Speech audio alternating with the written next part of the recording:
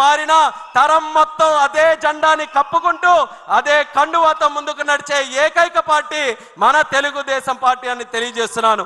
అటువంటి కార్యకర్తల్ని అధినేతలుగా చేసుకొని నడిపించే పార్టీ కూడా తెలుగుదేశం తప్పితే మరెక్కడ కూడా ఏ పార్టీ కూడా ఉండదు. అటువంటి క్యాడర్ని మరి వెల్ఫేర్ నిధులు మన కార్యకర్త సంక్షేమ నిధి పెట్టి లోకేష్ అన్న గారి తాలూకు ఆధ్వర్యంలో వాళ్ళ సంక్షేమాన్ని, ఇన్సూరెన్స్ని, వాటన్నిటిని కూడా చూసుకొని వాళ్ళ కుటుంబం, అందరి కుటుంబం, ఇది తెలుగుదేశం పార్టీ కుటుంబంగా పెద్దలుగా చంద్రబాబు నాయుడు గారు, లోకేష్ అన్న గారు మన పిల్లల్ని చదివించి, మన ఆపదలో ఉంటే ఆర్థిక సహాయం చేసి, మనకి ఏదైనా కష్టం వచ్చి మనం వాళ్ళ భుజాల మీద తోడు చేయవేస్తే వాళ్ళు రెండు భుజాలు తోడు చేసి కౌగిలించుకొని నీకు నేనున్నానని ధైర్యం చెప్పే నాయకత్వం మన తెలుగుదేశం పార్టీ దగ్గర ఉంది. క్రమశిక్షణతో ఉండే పార్టీ మన తెలుగుదేశం.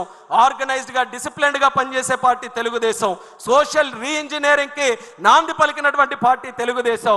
అలాగే కేఎస్ఎస్లు, కబ్స్ వ్యవస్థ, ఏ పార్టీలు కూడా క్షేత్ర స్థాయిలో ఒక పార్టీ ఎంత బలంగా నడపాలని ఎవ్వరి ఆలోచన కూడా ఉండదు. అది కేవలం మన తెలుగుదేశం పార్టీలోనే ఉంటుంది. అదే మన బలం అనేది కూడా కార్యకర్తలకి సభాముఖంగా తెలియజేస్తున్నాను. ఒక ప్రాంతీయ పార్టీ అయ్యా మన తెలుగుదేశం, కానీ లెక్కలు చూస్తే 1 కోటి మంది సభ్యత్వాలు దాటినటువంటి ఏకైక ప్రాంతీయ పార్టీ అదే మన తెలుగుదేశం అనేది కూడా తెలియజేస్తున్నాను.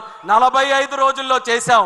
ఎందుకనంటే టెక్నాలజీని కూడా మన లోకేష్ అన్న గారు ఈ యొక్క కార్యక్రమానికి తీసుకొని వచ్చి 45 రోజుల్లో ఎక్కడ ఇబ్బంది లేకుండా సరికొత్త విధానంతో చేసి ఈరోజు దేశంలో ఉన్నటువంటి అన్ని రాజకీయ పార్టీలు కూడా శభాష్ లోకేష్ అనే విధంగా పార్టీ మెంబర్షిప్ను కూడా ఈరోజు నడిపించారనేది ఈ సందర్భంగా తెలియజేస్తున్నాను. అలాగే సంక్షోభాలు, తెలుగుదేశం పార్టీ కొత్త ఏమీ కాదు. ఎన్నో సంక్షోభాలు దేశంలో వచ్చాయి. రాజకీయ సంక్షోభాలు వచ్చాయి, ప్రకృతి విపత్తులు వచ్చాయి, రాష్ట్ర సంక్షోభాలు వచ్చాయి.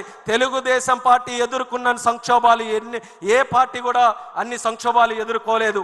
అయినా సరే ఎలాంటి సంక్షోభాలు వచ్చినా ఆ సంక్షోభాలని ఎదురొట్టి మళ్ళీ విజయవంతంగా అడుగులు వేసుకుంటూ ముందుకు నడిచిన ఏకైక పార్టీ కూడా మన తెలుగుదేశం పార్టీ. ప్రకృతి విపత్తులు ఒక్కసారి గుర్తు చేసుకుందాం. ఒరిస్సాలో 99లో సైక్లోన్ వచ్చింది. చంద్రన్న హాజరై అక్కడ వాళ్ళందరికీ కూడా సపోర్ట్ చేశారు. అలాగే ఉత్తరాఖండ్లో ఫ్లడ్స్ వచ్చి తెలుగు వాళ్ళు చిక్కుకున్నారు. మనం అధికారంలో లేము. స్పెషల్ ఫ్లైట్ వేయించి అక్కడ చిక్కుకున్నటువంటి తెలుగు ప్రజల్ని తిరిగి సురక్షితంగా వాళ్ళ ఇంటికి తీసుకొని వచ్చాడు. యుక్రెయిన్లో వార్ జరిగింది.